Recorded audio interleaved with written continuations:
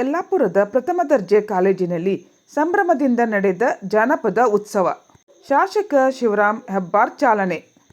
ಯಲ್ಲಾಪುರದ ಪ್ರಥಮ ದರ್ಜೆ ಕಾಲೇಜಿನ ಆವರಣದಲ್ಲಿ ಜಾನಪದ ಉತ್ಸವ ಕಾರ್ಯಕ್ರಮಕ್ಕೆ ಸಾಂಕೇತಿಕವಾಗಿ ಭತ್ತ ಕುಟ್ಟುವ ಮೂಲಕ ಶಾಸಕ ಶಿವರಾಮ್ ಹೆಬ್ಬಾರ್ ಉದ್ಘಾಟಿಸಿ ಮಾತನಾಡಿ, ಜಾನಪದ ಕಲೆಗಳು ನಮ್ಮ ಸಂಸ್ಕೃತಿಯ ಜೀವಾಳ.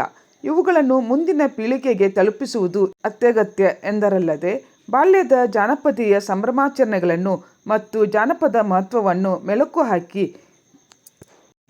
ಕಾಲೇಜಿನಲ್ಲಿ ಇಂಥ ಕಾರ್ಯಕ್ರಮಗಳನ್ನು ಆಯೋಜಿಸುವ ಮೂಲಕ ಶ್ಲಾಘನೀಯ ಕೆಲಸ ಮಾಡಿದೆ.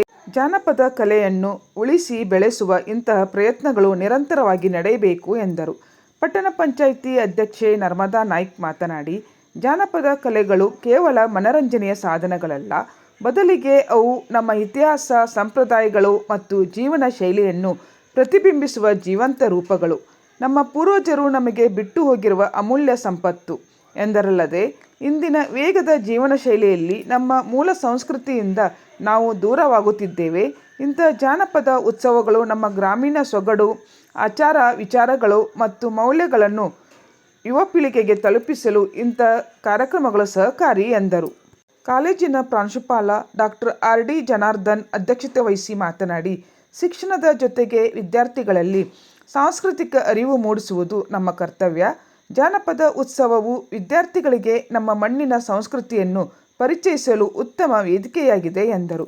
ಉತ್ಸವದಲ್ಲಿ ಕಾಲೇಜಿನ ವಿದ್ಯಾರ್ಥಿಗಳು, ಜಾನಪದ ಕಲಾ ತಂಡಗಳು ಭಾಗವಹಿಸಿದ್ದವು. ಉತ್ತರ ಕನ್ನಡದ ವಿಶಿಷ್ಟ ಜಾನಪದ ನೃತ್ಯಗಳಾದ ಸುಗ್ಗಿ ಕುಣಿತ, ಕೋಲಾಟ, ಹಾಲಕ್ಕಿ ಕುಣಿತಗಳು ವಿಶೇಷ ಗಮನ ಸೆಳೆದವು. ಇದರೊಂದಿಗೆ ಡೊಳ್ಳು ಕುಣಿತ, ವೀರಗಾಸೆ, ಕಂಸಾಳೆ, ಗಾರುಡಿಗೊಂಬೆ, ಭಜನೆ ಪದಗಳು, ಸೋಬಾನೆ ಪದಗಳು ಮತ್ತು ಲಾವಣಿ, ಭರತನಾಟ್ಯ, ಗೌಳಿ ನೃತ್ಯ ಪ್ರದರ್ಶನ ನಡೆಯಿತು. ಸಮಗ್ರವಾಗಿ ಜಾನಪದ ಸಂಸ್ಕೃತಿಯನ್ನು ಬಿಂಬಿಸಲು ಕಾಲೇಜಿನ ಆವರಣದಲ್ಲಿ ಜಾನಪದ ಕರಕುಶಲ ವಸ್ತುಗಳ ಪ್ರದರ್ಶನ, ದೇಶಿ ಆಹಾರ ಮಳಿಗೆಗಳನ್ನು ಸಹ ತೆರೆಯಲಾಗಿತ್ತು. ಸ್ಥಳೀಯ ಕಲಾವಿದರು ತಯಾರಿಸಿದ ಮರದ ಕೆತ್ತನೆಗಳು, ಬಿದಿರಿನ ಉತ್ಪನ್ನಗಳು, ಮಣ್ಣಿನ ಮಡಿಕೆಗಳು ಮತ್ತು ಸಾಂಪ್ರದಾಯಿಕ ಉಡುಗೆಗಳು ಅಲ್ಲದೆ ಗ್ರಾಮೀಣ ಸೊಗಡಿನ ಸಿಹಿ ಮತ್ತು ಖಾರದ ತಿನಿಸುಗಳ ಮಳಿಗೆಗಳು ಉತ್ಸವಕ್ಕೆ ಮತ್ತಷ್ಟು ಮೆರುಗು ನೀಡಿದ್ದವು. ಪ್ರಾಧ್ಯಾಪಕ ಶರತ್ ಕುಮಾರ್ ಸ್ವಾಗತಿಸಿ ಪ್ರಾಸ್ತಾವಿಕ ಮಾತನಾಡಿದರು. ಪ್ರಾಧ್ಯಾಪಕಿ ಶಾಂತೇರಿ ದಾಮೋದರ್ ಪೈ ಬಹುಮಾನ ವಿತರಣೆ ಕಾರ್ಯಕ್ರಮ ನಡೆಸಿಕೊಟ್ಟರು. ವೇದಾ ಭಟ್ ಪ್ರಾರ್ಥಿಸಿದರು. ಕಾವ್ಯಶ್ರೀ ಮರಾಠಿ ಮತ್ತು ನಂದಿತಾ ಭಾಗವತ್ ನಿರ್ವಹಿಸಿದರು. ಮೇಘಾ ದೇವಳಿ ವಂದಿಸಿದರು.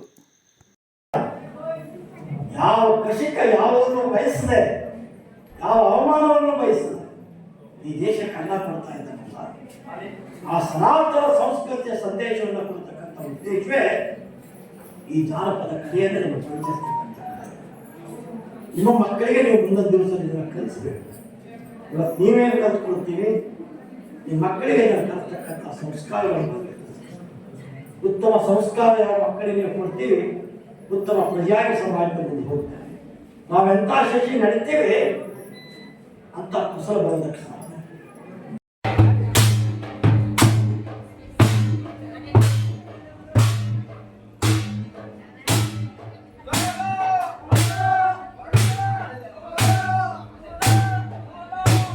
ಹೀಗೆ ಎಷ್ಟೋ ಊರುಗಳಲ್ಲಿ, ಎಷ್ಟೋ ರಾಜ್ಯಗಳಲ್ಲಿ ಕೂಡ ಈ ವ್ಯವಸ್ಥೆ ಈಗಾಗಲೇ ಶುರುವಾಗಿದೆ. ನಮ್ಮ ಮುಂದಿನ ಏನು ಚರಂಡಿಗಳನ್ನ, ರಸ್ತೆಗಳನ್ನ ನಾವೇ ಸ್ವಚ್ಛ ಮಾಡ್ಕೊಳ್ತಾ ಇರುವಂತಹ ಏನು ರೂಢಿ ಈಗ ಸ್ಟಾರ್ಟ್ ಆಗಿದೆ. ಅಂತ ಏನು ಪದ್ಧತಿ ನಮ್ಮ ಊರಿನಲ್ಲಿ ಬರೋದಕ್ಕೂ ಜಾಸ್ತಿ ದಿನಗಳಿಲ್ಲ. ಹಾಗಾಗಿ ನಾವು ಈಗಿಂದಲೇ ನಮ್ಮ ಸುತ್ತಮುತ್ತಲಿನ ಪರಿಸರವನ್ನು ಸ್ವಚ್ಛವಾಗಿಡೋಣ ಅನ್ನೋ ಮಾತನ್ನ ನಿಮ್ಮೆಲ್ಲರಲ್ಲಿ ಹೇಳ್ತೀವಿ. ಅದಕ್ಕಾಗಿ ನಿಮ್ಮೆಲ್ಲರ ಸಹಕಾರವನ್ನು ಕೇಳ್ತಾ ಜನಾರ್ದನ್ ಸರ್ ಹತ್ರ ಇನ್ನೂ ಹೆಚ್ಚಿನ ಎಫರ್ಟ್ ಹಾಕಿ ನಮ್ಮ ಊರಿನ ವಿದ್ಯಾರ್ಥಿಗಳ ಮುಂದಿನ ಭವಿಷ್ಯದ ಬಗ್ಗೆ ನಿಮ್ಮೆಲ್ಲರ ಸಹಕಾರವನ್ನು ನಾನೊಬ್ಬ ಪಾಲಕರ ಪ್ರತಿನಿಧಿಯಾಗಿ ಕೇಳ್ಕೊಳ್ತಾ ಇದ್ದೇನೆ.